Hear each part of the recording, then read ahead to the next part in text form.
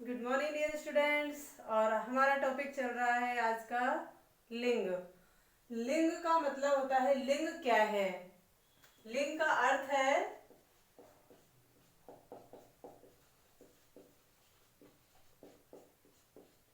चिन्ह या उसकी पहचान। व्याकरण में मतलब व्याकरण का ज्ञान होने के लिए लिंग का जानना भी जरूरी है, या लिंग के बारे में हमको जानना चाहिए। तो लिंग कैसे पहचानेंगे? मतलब उसकी पहचान पहचान देखने से, व्यवहार से पहचान में आता है, वह है लिंग। लिंग की परिभाषा।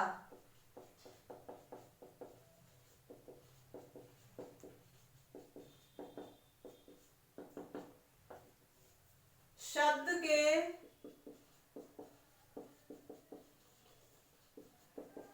जिस रूप से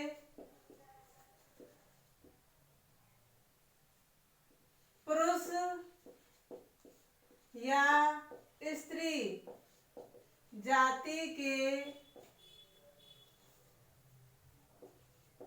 होने का पता चले, लिंग कहलाता है।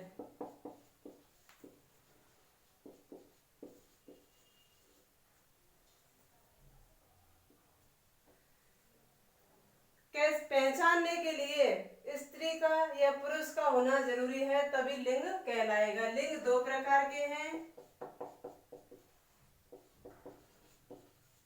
लिंग के प्रकार दो। पहला है पुल्लिंग और दूसरा स्त्रीलिंग। पुल्लिंग हम अब पढ़ेंगे पुल्लिंग के बारे में। पुल्लिंग शब्द के जिस रूप से या व्यवहार से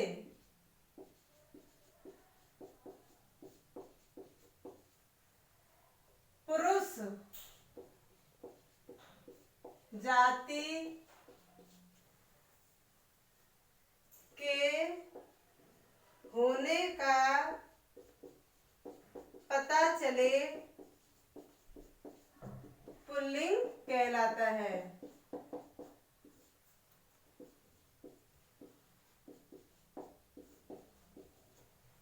जैसे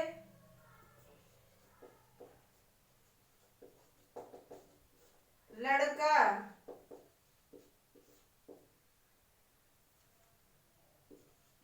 कुत्ता, घोड़ा, हाथी, बहुत सारी चीजें जो व्यवहार में हमेशा ही पुल्लिंग रहते हैं। जैसे कौवा है। अब कोई भी आपको पक्षी दिखेगा कौवे के रूप में, आप कहेंगे कौवा है, ये नहीं कह सकते कि वो कौवी है। ये हमेशा पुल्लिंग में रहने वाले शब्द हैं।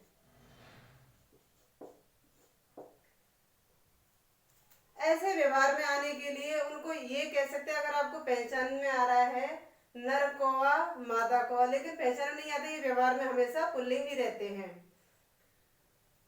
आप कोई भी, जैसे अब मैंने बोला अभी ये ब्लैक बोर्ड या व्हाइट बोर्ड, ये बोर्ड बोलती हूं मैं।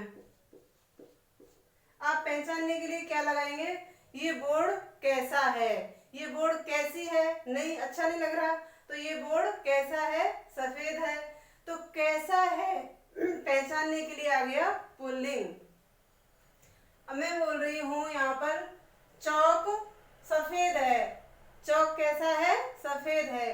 तो चौक कैसा निकल के आया? पुल्लिंग में निकल के आया। आप कोई भी पेड़ खड़ा है, पेड़ खड़ी है बोलेंगे क्या? नहीं। तो पेड़ खड़ा है, ऐसे आपको लिंग की पहचान करनी है बोल करके। आप निकाल लेंगे। पर्वतों के नाम है, जैसे हिमालय पर्वत कितना ऊंचा है, तो हिमालय पर्वत है, ऊंचा है। ऊंची है नहीं कह रहे, ऊंचा है, तो इसका मतलब वो पुल्लिंग में है। इस तरह से आप पुल्लिंग को पहचानेंगे। वाक्य में प्रयोग करके पहचान सकते हैं आप। किसी भी शब्द को आप वाक्य में रख लीजिए।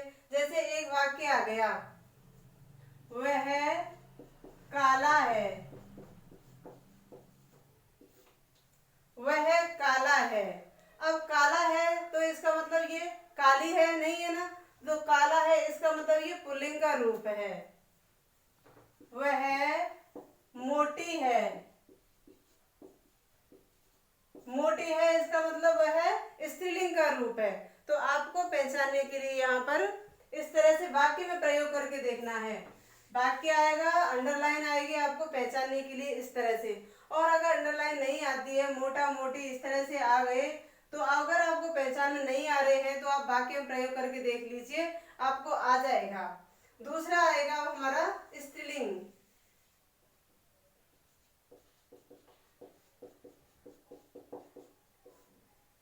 शब्द के जिस रूप से या व्यवहार से स्त्री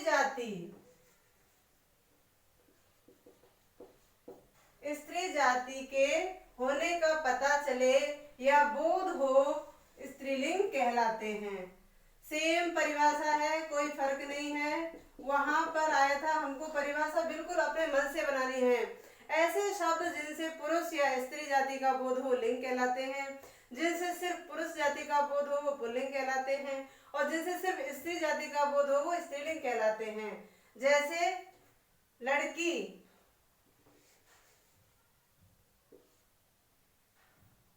कुतिया, घोड़ी, हथिनी।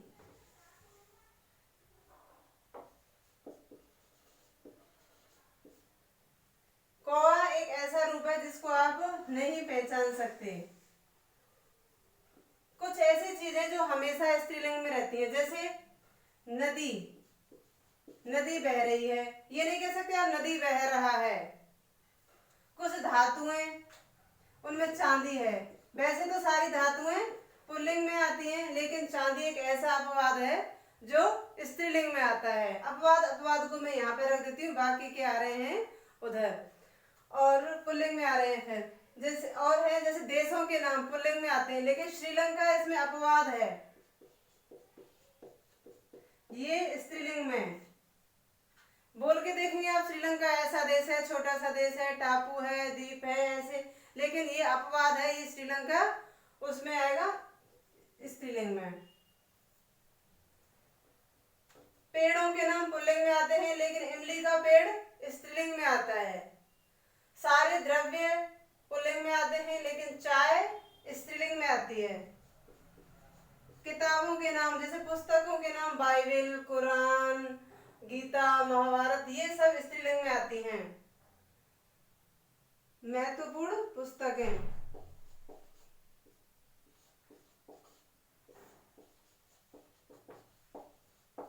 इस तरह से हमारा लिंग का टॉपिक हो जाता है।